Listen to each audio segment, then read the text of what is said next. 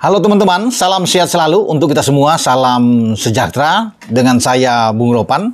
Dan ketika saya membuat konten video saya ini, saya baru saja tiba di Surabaya dan langsung ke hotel.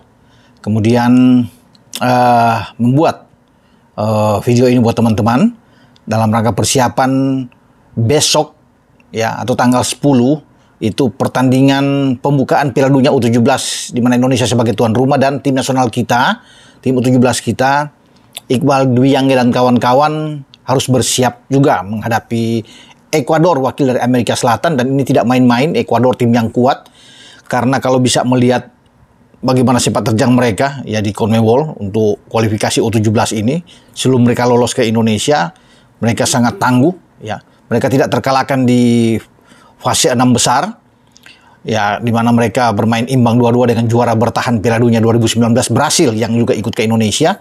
Ini Brasil susah payah, bahkan 2 kali di fase grup juga mereka bermain imbang 2-2 dengan Brasil. Mereka mengalahkan Argentina di babak 6 besar dengan 1-0. Kemudian menghantam Chili dengan 3-0, Paraguay dengan 3-1. Hanya dengan Venezuela mereka bermain imbang di laga pembuka ketika masuk di 6 besar ya di Amerika Selatan. Jadi kalau lihat dari rekor mereka, penampilan mereka ini luar biasa.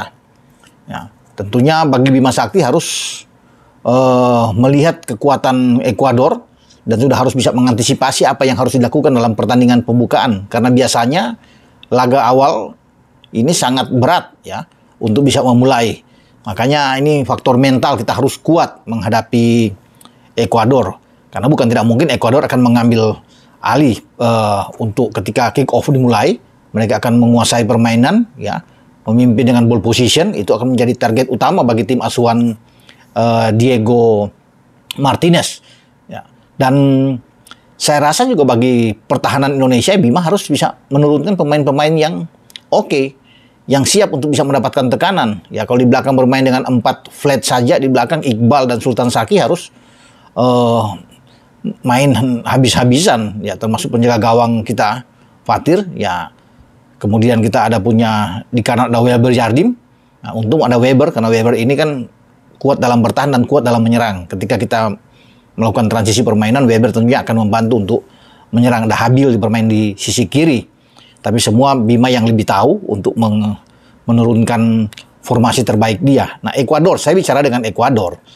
Ekuador menargetkan untuk menjadi juara grup. Mereka ingin lolos ke babak selanjutnya di 16 besar, dan ini target yang wajar buat pasukan Martinez. Makanya mereka ingin menang melawan Indonesia di laga pertama ini. Karena setelah melawan Indonesia mereka menang, mereka akan lebih aman tentunya, lebih nyaman untuk bisa bertarung melawan Maroko. Karena kita kan setelah itu akan menghadapi Panama. Nah, Ekuador jumpa dengan Maroko sebelum terakhir mereka jumpa dengan Panama. Nah, pertandingan terakhir ini ketika kita main di Gelora Bung Tomo melawan Maroko tanggal 16, mereka harus ke Ekuador, harus ke Solo. Ya, di Manahan Solo mereka akan bertarung dengan Panama. Tetapi Ekuador tidak tanggung-tanggung menargetkan bukan saja juara grup, tapi semua pertandingan di grup A mereka ingin ambil. Mereka ingin mendapatkan hasil positif dan menang. Tapi Martinez sebagai pelatih tetap respect terhadap Indonesia. Tentunya mereka berhitung, mereka tidak akan menganggap enteng juga melawan Indonesia. Mereka tahu Indonesia ya di mata mereka sebagai tim yang kuat dan berpotensi untuk bisa membuat kejutan.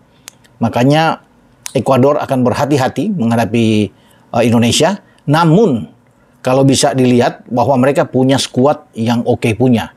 Ya, catatan saya terhadap melihat penampilan mereka di kualifikasi dan kemudian kesininya setelah dipilih 21 pemain diumumkan oleh Martinez, mereka menakutkan. Starting 11 dari Martinez ini menurut saya ini bagus sekali ya kalau dia memainkan penjaga gawang Christian Lohr itu di bawah Mistar ya, yang kemungkinan besar. Dan nantinya di belakang pasti dengan 4-3-3 dia akan bermain.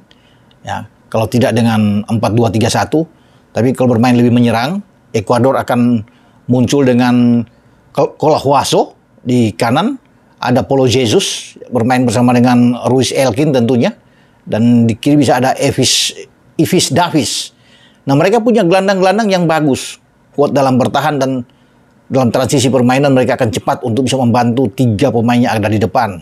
Jairo Reyes yang akan mungkin saja dimainkan oleh Martinez. Di sana juga ada Juan Rodriguez, ini gelandang-gelandang yang bagus, dan ada Ronny Troya. 3 yang akan diandalkan oleh mereka. Walaupun sebenarnya saya melihat mereka masih punya juga Juan Rodriguez yang bisa ditampilkan ya, yang di sini ya, atau bukan ya, saya pikir Eric Zambrano ya, atau dengan Kenny Arroyo ya, akan dimainkan karena Juan tadi saya sudah bilang dia akan bermain di tengah. Tapi itu kalau bicara di tengah dengan Reyes, Rodriguez, dan Troya. Ini. Nah, 3 di depan siapa? 3 di depan Mikael Bermudez. Semua adalah pemain-pemain yang cepat. Kemudian Isak Sanchez yang akan bertarung di posisi lini serang, dibantu oleh Allen Obando. 3 inilah yang menurut saya akan dimainkan oleh Martinez. Ketika bermain dengan Bermudez, Isak Sanchez, dan Allen Obando atau Obande Allen, saya kira ini pemain-pemain belakang kita harus hati-hati. Disiplin menjaga daerah, juga menjaga lawan, karena mereka punya kecepatan, ya saya bilang.